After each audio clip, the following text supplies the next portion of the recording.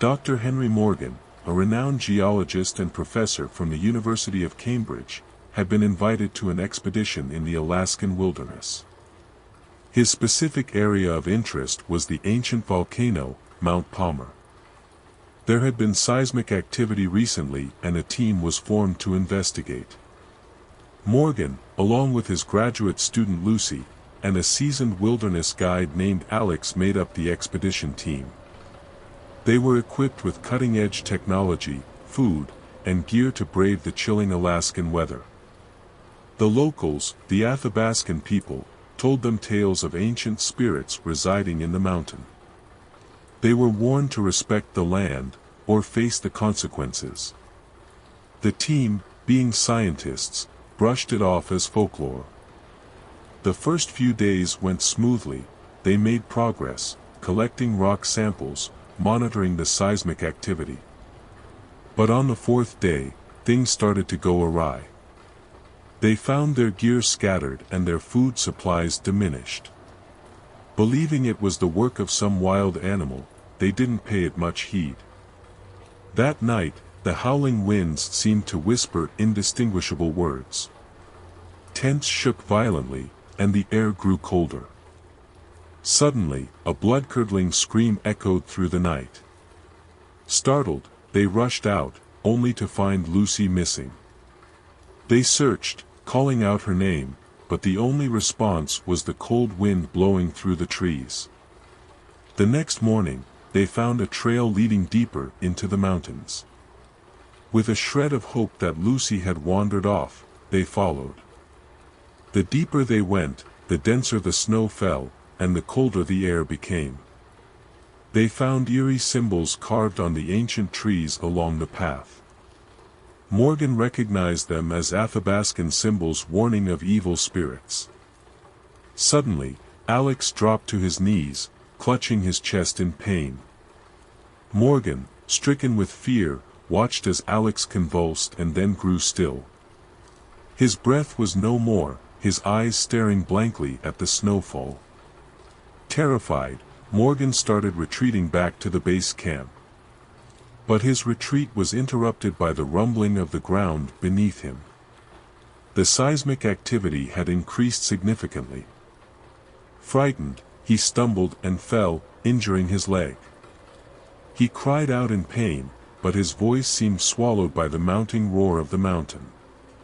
His torch flickered, casting an eerie light on the ancient trees, where he spotted Lucy standing, her eyes empty and her skin pale. But there was a chilling smile on her face. She began to chant in the Athabaskan language, her voice echoing through the winds. Suddenly, a large crack appeared in the ground, and the earth shook violently. Morgan realized with a chill down his spine that the mountain was about to erupt. His mind raced, thoughts jumbled as the fear of death loomed. He scrambled on his hands and knees, his injured leg trailing behind, to get as far away from the eruption as he could. But the volcanic ash was thick and fast, soon catching up with him. In his final moments, he heard the echo of Lucy's chant mixing with the sounds of the eruption. His vision blurred as the ash cloud consumed him, his last thought echoing the warning of the Athabaskan people: respect the land, or face the consequences. Even today, those who dare venture to Mount Palmer report hearing distant echoes of a woman's chant, mingled with the rumbling of the mountain. They say it's Lucy and Dr. Morgan, forever bound to the ancient spirits of the mountain, a chilling reminder of their gruesome fate.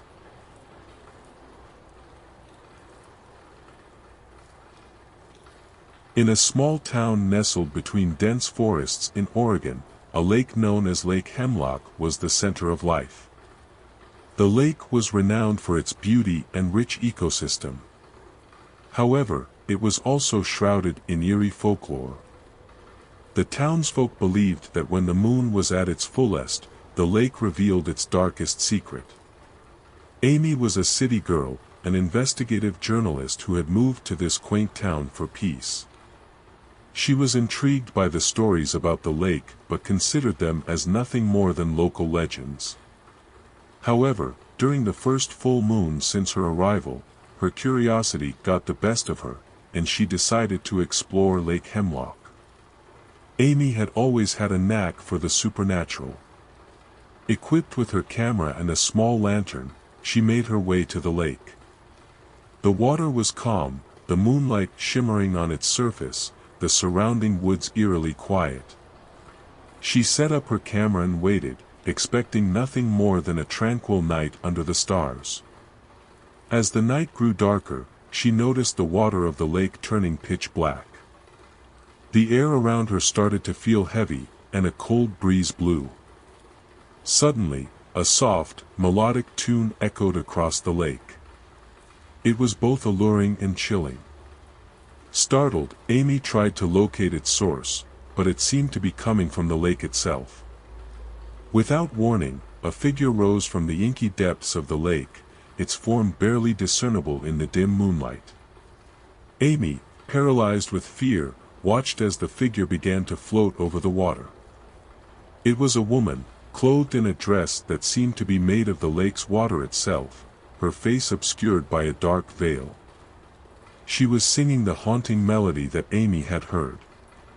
Amy summoned her courage and attempted to communicate. She asked who the woman was and what she wanted. The figure stopped singing, and for a moment, everything was silent. Then, in a voice that sounded like a whispering wind, she spoke, "I am the guardian of the lake, cursed to dwell in these waters until my story is heard and justice is served." With trembling hands, Amy switched on her recorder and urged the spirit to share her story. The woman narrated her tale of love, betrayal, and murder, how she was killed by a jealous lover and thrown into the lake. As she spoke, her voice seemed to echo through the woods, making the surrounding trees shiver. When the story ended, the woman gave Amy a locket from the depths of the lake as proof of her tale. She asked her to seek justice so that she could finally rest in peace. Then, she slowly descended back into the lake, leaving Amy alone under the moonlight. Amy shared the spirit's story with the town, who were both terrified and sympathetic. The locket was identified as belonging to a young woman who had disappeared years ago and was presumed drowned. An investigation was reopened, leading to the conviction of her murderer. After justice was served, the lake returned to its peaceful state. On full moon nights, Amy would visit the lake, but the water never turned black, and the melody never echoed. The spirit of the lake was finally at peace. Even though it was scary, Amy felt proud of her role in bringing justice to the lake's guardian and providing a sense of closure to the town. She realized that sometimes, the most terrifying experiences could lead to the most rewarding outcomes.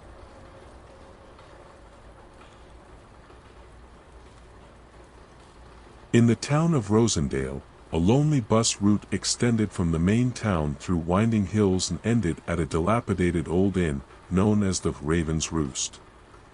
The last bus for the day, Route 66, ran at midnight, often empty or with just one or two weary travelers. Ben was a bus driver who had been assigned Route 66.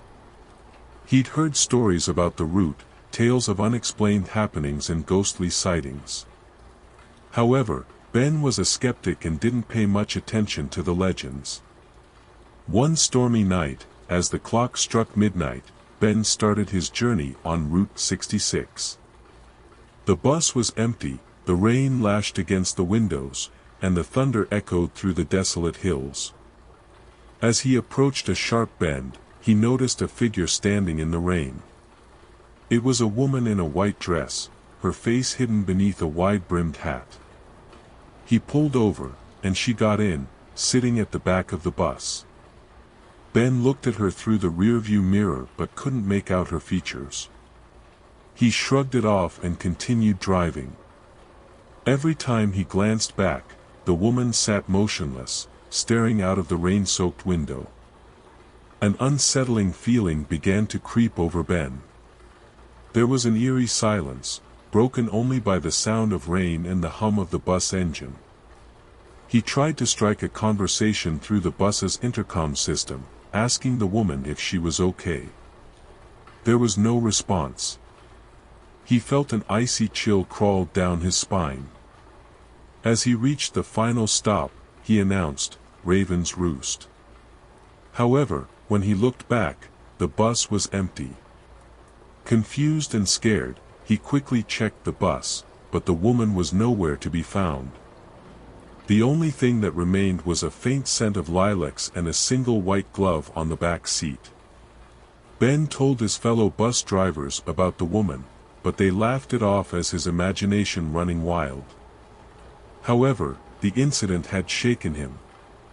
He requested a shift change and never drove the midnight Route 66 again. Years later, while at a local pub, Ben overheard an old story about a woman named Lillian who had been murdered by her jealous lover and was left to die on the lonely hill road. She had been on her way to meet her secret lover at the Raven's Roost and was known to wear a distinct white dress and a wide-brimmed hat. The scent of lilacs was her favorite perfume.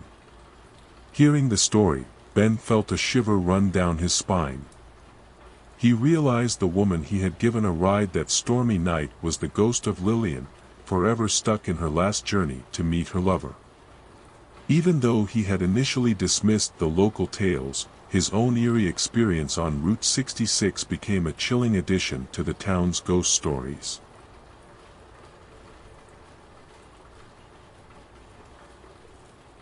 In the old English town of Waverly Hills, perched on a hilltop overlooking the North Sea, sat the imposing Waverly Manor. It was a grand Gothic structure with a chilling past and a horrifying reputation.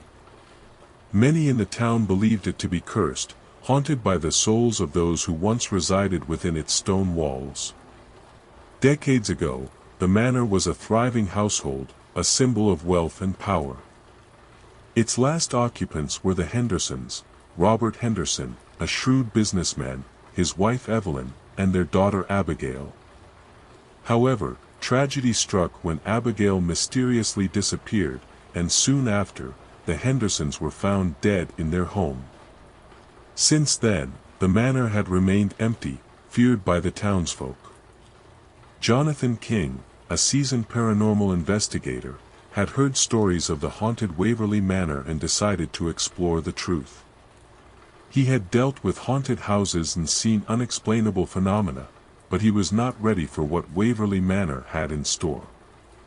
He arrived in Waverly Hills with his team, which consisted of his assistant Sarah, tech expert Leo, and local historian Olivia. They were equipped with various devices to detect and record paranormal activity. They set their base in the grand foyer of the manor and began their investigation.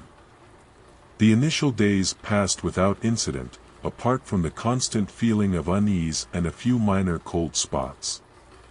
However, as they delved deeper into the manor, inexplicable occurrences started happening. They would find objects moved, hear whispers in empty rooms, and even captured an apparition of a woman on their infrared camera. One night, while exploring the master bedroom, Jonathan heard a soft lullaby playing, the sound seemingly coming from an antique music box. As he approached the source, he was overcome by a freezing cold that made his breath visible. The music box abruptly stopped playing, and the room fell eerily silent. Suddenly, they heard Sarah scream from the adjacent room. Rushing in, they found Sarah in a corner, visibly shaken, staring at a mirror on the wall. In the mirror, reflected a scene from the past, Abigail playing with a doll, her parents watching affectionately. Sarah claimed that she saw Abigail in the mirror, who asked her to find her doll. Confused but determined, they decided to search the manor for Abigail's doll, hoping it would provide some answers. They found the doll in the attic, tucked away inside an old chest, along with Abigail's diary. The diary revealed the disturbing truth of Abigail's disappearance. It was her own father, Robert, driven by greed, who had sacrificed her to a demonic entity in exchange for wealth and power. Evelyn, unable to bear the guilt and grief, had killed Robert and then herself. Armed with this knowledge, Jonathan and his team decided to conduct a séance to contact Abigail's spirit. As they sat around a table, holding hands and chanting, a cold wind swept through the room. They could hear the faint echoes of Abigail's laughter and the heartbreaking sobs of Evelyn. Suddenly, the room went dark, and a deafening silence fell. When the lights came back, a horrifying sight awaited them. Standing before them were the spirits of the Hendersons. Robert appeared as a menacing figure, Evelyn looked mournful, and Abigail, holding her doll, looked at them with pleading eyes. Jonathan, gathering his courage, confronted Robert's spirit, revealing his heinous deeds. The room shook violently as Robert's spirit raged. Jonathan then offered Abigail's spirit the doll, her only source of comfort during her life. Upon receiving the doll, Abigail's spirit glowed, and a peaceful smile graced her face. Evelyn moved forward, took Abigail's hand, and together, they turned against Robert, banishing him from the mortal realm. As Robert's spirit dissipated, the manor shook one last time before an eerie calm descended. Abigail and Evelyn, their purpose served, vanished, leaving behind a sense of peace. Jonathan and his team, shaken but unharmed, left the manor at the break of dawn. The townsfolk reported that from that day forward, Waverley Manor seemed less ominous. There were no more reports of apparitions or strange occurrences, though on some nights, one could still hear the soft notes of a lullaby carried by the wind, a final reminder of the tragic past and the chilling investigation that had taken place within the walls of the manor.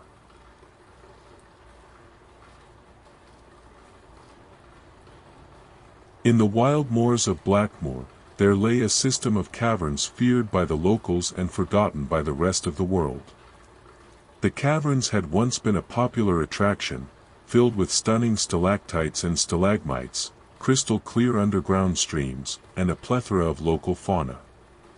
However, after several unexplained disappearances, the site was condemned and left untouched for years. Ella, a young and daring geologist, had a particular interest in the Blackmoor caverns. She was fascinated by the intricate underground systems and the haunting tales surrounding them. Ignoring the warnings from the locals, Ella decided to explore the caverns. Equipped with climbing gear, torches, and her trusty geological tools, Ella entered the caverns one fateful morning. She was awestruck by the beauty that lay within the earth's depths. The walls shimmered with minerals, and the echo of water droplets created an eerie melody. As she ventured deeper, she noticed the temperature dropping significantly. She could also feel a strange presence, a heavy sensation that something was watching her. Pushing her unease aside, Ella continued, eager to unravel the cavern's secrets. As she was studying a fascinating rock formation, she felt a cold gust of wind that extinguished her torch. In the pitch darkness, she heard a distant, echoing growl. Fear gripped her, and she quickly ignited her spare torch. To her horror, she saw a monstrous shadow darting across the cave walls. In a panic, she dropped her gear and ran, her heart pounding. She could hear a rumbling behind her, the ground shaking. She knew she had awakened something dreadful within the caverns. As she sprinted towards the entrance, the cavern started to collapse, with rocks falling around her. Barely making it out, she stumbled onto the moor as the entrance to the caverns crumbled and sealed itself, a cloud of dust billowing into the sky. Ella lay panting on the ground, her body trembling with fear. She looked back at the now sealed cavern, her mind reeling from what she had experienced. Word spread about Ella's terrifying experience, affirming the townsfolk's fears about the cursed caverns. The local authorities declared the area unsafe, and security was increased to keep curious adventurers away. Ella, though shaken, continued her geological pursuits, her passion undeterred. However, she never forgot the horror she encountered in the Blackmoor Caverns, a chilling reminder of the mysteries and dangers hidden beneath the Earth's surface. The forgotten caverns remained as such, their secrets buried and the beast within silenced, becoming a legend whispered across the windswept moors of Blackmoor.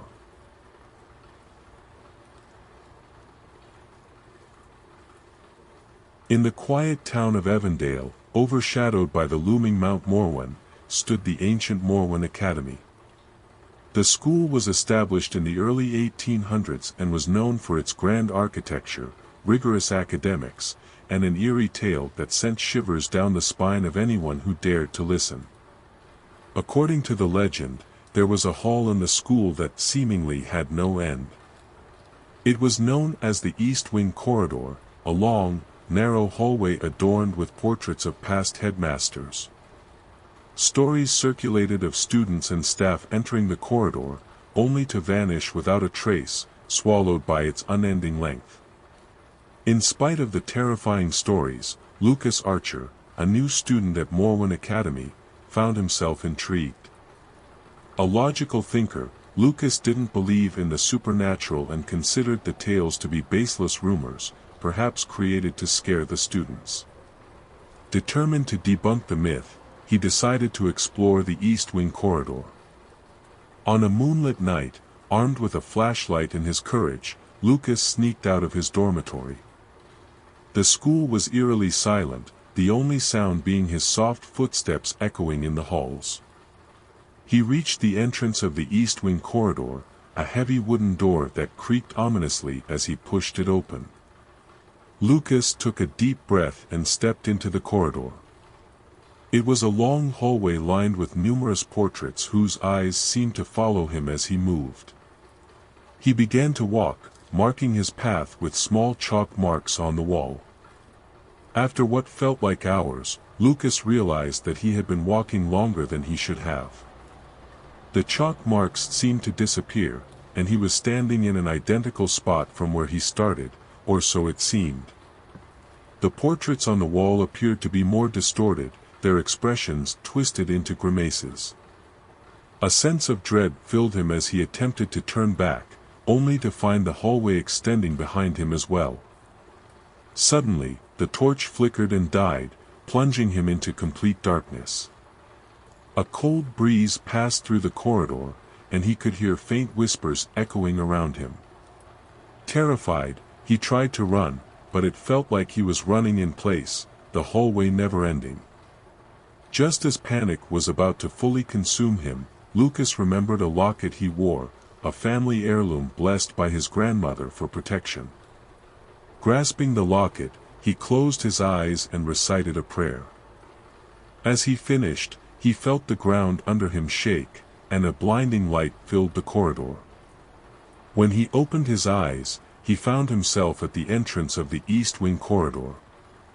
The door slammed shut behind him, and a chilling silence fell. Exhausted and terrified, Lucas stumbled back to his dorm, his skepticism about the supernatural completely shattered. Word of Lucas's encounter spread throughout the academy, and the East Wing Corridor was permanently sealed. The terrifying tales of the unending hall continued to circulate, the chilling experience serving as a stern reminder of the mysterious and frightening forces that could dwell in the corners of the world we believe we know. Lucas continued his education at Morwen Academy, but he never dared to challenge the supernatural again. He often found himself staring at the sealed door of the East Wing Corridor, the memory of that night forever etched in his mind. The experience taught him respect for the unknown, a lesson he carried for the rest of his life. The Morwen Academy stands to this day, its reputation of academic excellence paired with an eerie legend that continues to haunt the hallowed halls. And within its ancient walls, the East Wing Corridor remains a chilling testament to the enigmatic realm of the supernatural, its door forever closed, and its mystery forever unsolved.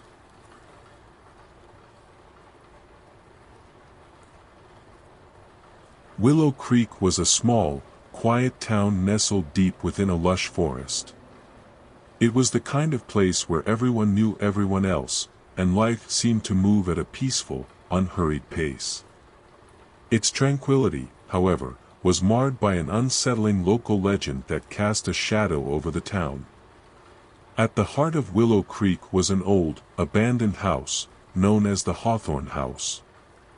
It was a grand, Victorian-era mansion that had fallen into disrepair. The house was said to be haunted by unseen entities, spirits that were not at rest. There were tales of strange noises, objects moving on their own, and shadows seen out of the corners of eyes.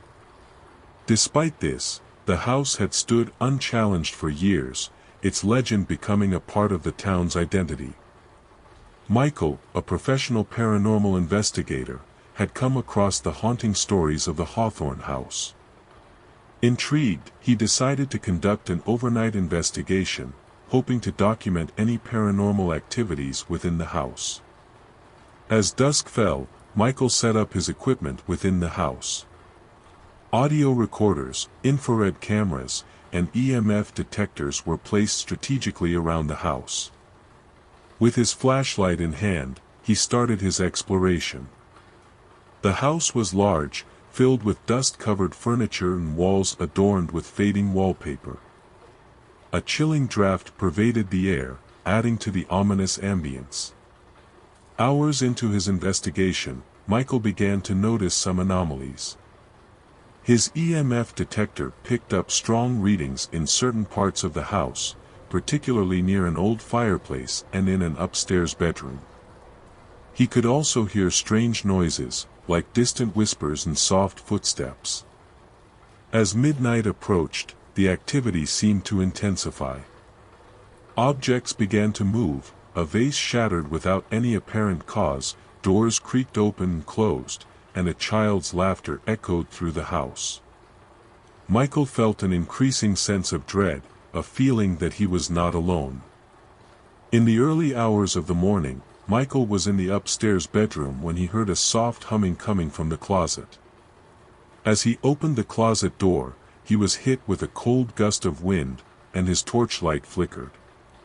His EMF detector went haywire, and in the dim light, he saw a shadowy figure in the corner of the closet. He tried to communicate, asking questions and leaving pauses for responses. Upon playback of his audio recorder, he heard a woman's voice softly saying, "Help us." Startled by the clear EVP, electronic voice phenomenon, he left the room and decided to end his investigation as the sun began to rise. As he packed his equipment, he felt a sense of relief wash over him. He had gathered compelling evidence, but the encounter had left him unnerved. Michael shared his findings with the Willow Creek locals, who listened with wide eyes and fearful expressions. The Hawthorne House was left undisturbed following Michael's investigation, its haunting reputation solidified. While Michael continued his career as a paranormal investigator, the memory of the Hawthorne House always lingered, serving as a chilling reminder of the unseen world that could coexist with ours. The house stood as a testament to the town's haunting history, its dark windows and decaying walls hiding the secrets of the restless spirits within.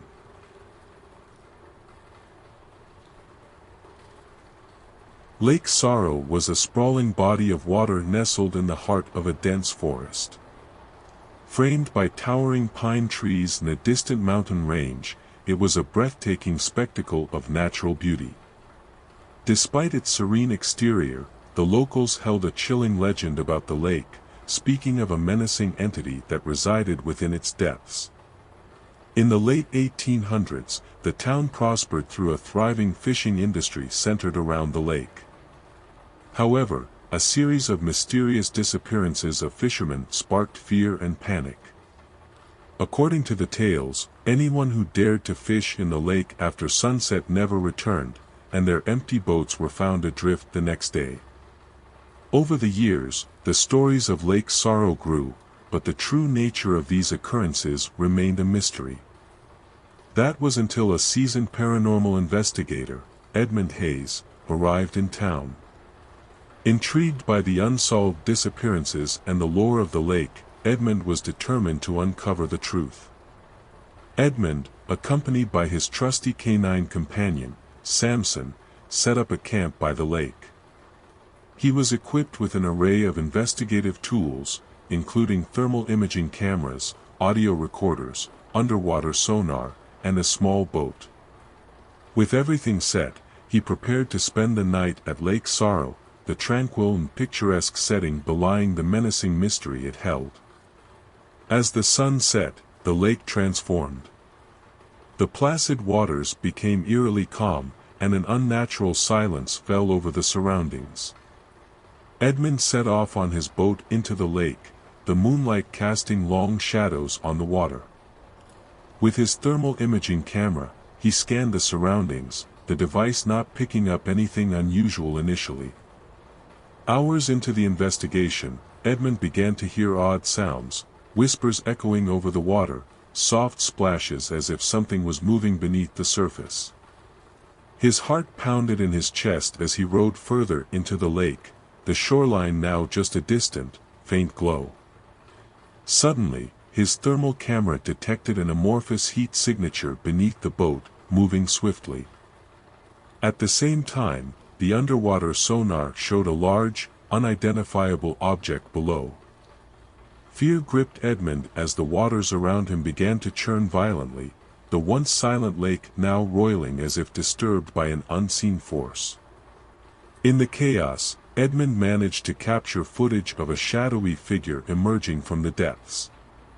The figure was indistinct, but its sheer size and monstrous form were unlike any known aquatic creature. It circled the boat, the water frothing and churning, and then, with a deafening splash, it disappeared, leaving Edmund in a state of shock. Shaken and terrified, Edmund hurriedly rowed back to shore. Safely on land, he and Samson huddled by the fire, the frightening ordeal at the lake replaying in his mind. The following day, he packed his equipment and left, vowing never to return to Lake Sorrow. Edmund's footage created quite a stir in the paranormal community, but the identity of the entity remained a mystery.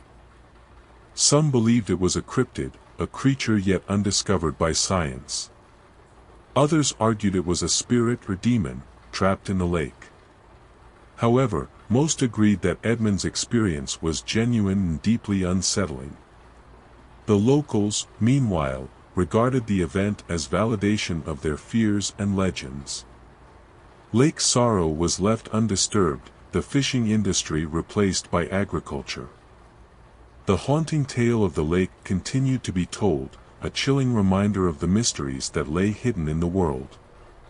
Edmund continued his career as a paranormal investigator but always remembered Lake Sorrow as his most terrifying encounter. The lake remained a haunting enigma, its calm waters hiding a lurking entity, a silent sentinel beneath the moonlit surface, forever a part of the town's chilling folklore.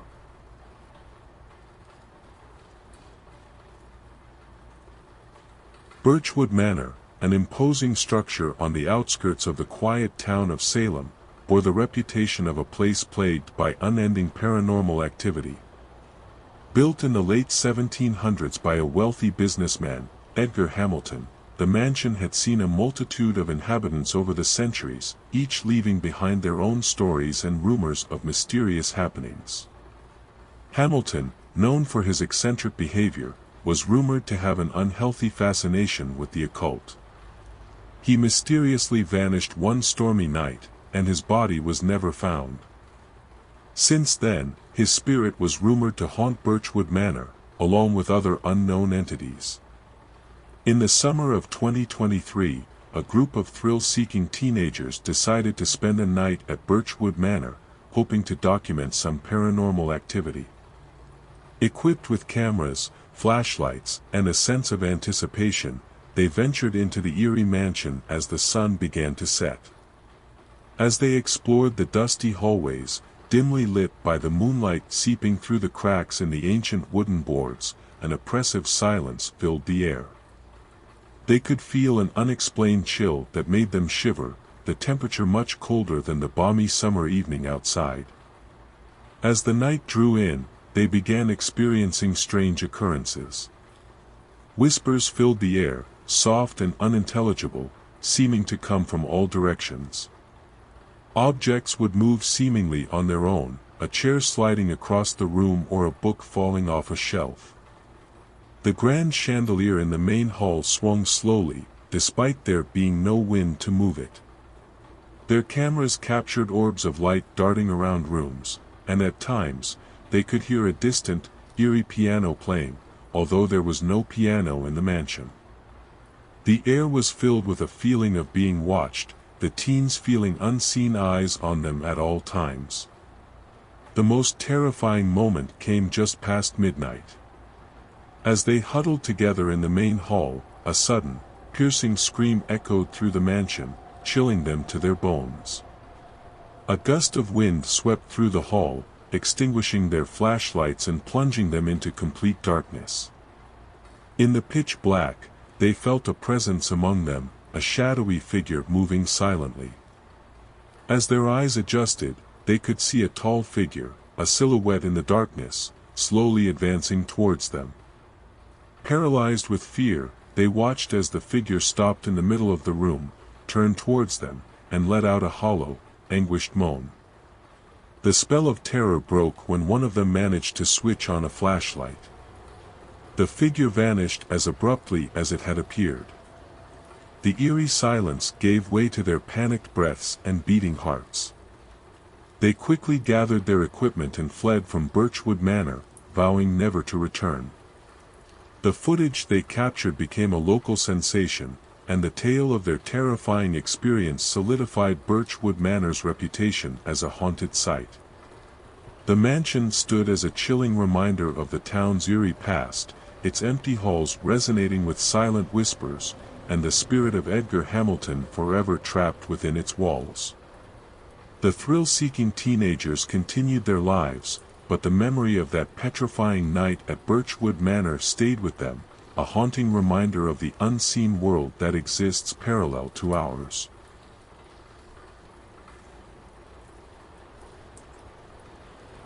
Perched atop a hill, overlooking the city of Grafton, stood the formidable structure of the Anderson Asylum. With a history dating back to the early 1900s, it was an institution designed to treat the mentally ill, but it was cloaked in rumors of unethical practices and inhumane treatments. As years passed, the asylum was eventually closed down and abandoned due to a scandal and the subsequent death of its director, Dr. Henry Anderson. The death was ruled as suicide, but whispers of foul play and haunting stories of tormented spirits circulated among the local populace. Years later, a group of paranormal investigators, led by a renowned ghost hunter named Clara Sanders, decided to explore the dilapidated asylum. They aimed to shed light on the rumors and either confirm or debunk the tales of supernatural activity. Clara and her team arrived at the asylum as the sun began to set, casting long, eerie shadows across the crumbling edifice. They set up their equipment, which included infrared cameras, EMF detectors, and voice recorders. The moment they stepped inside, a heavy sense of unease filled the air. As they wandered through the grimy, decaying corridors, they couldn't help but imagine the pain and suffering the walls of the asylum had witnessed. The air was heavy with an unseen presence, the musty smell of decay and old age pervading the stale air. As midnight approached, things began to escalate. They heard disembodied voices whispering, whimpering sounds, and frantic footsteps echoing in the long deserted hallways. Objects moved on their own, doors slammed shut, and their EMF detectors registered abnormal levels of electromagnetic activity. They ventured into Dr. Anderson's office, a once grand room now smeared with dust and grime. In this room, the air grew colder, and a sense of dread overpowered them. Suddenly, their torches flickered and went out, plunging the room into darkness. A loud crash echoed, and when the lights came back on, they saw that a bookcase had fallen, revealing a hidden door. With growing anticipation, they moved through the door, and it led to a secret basement.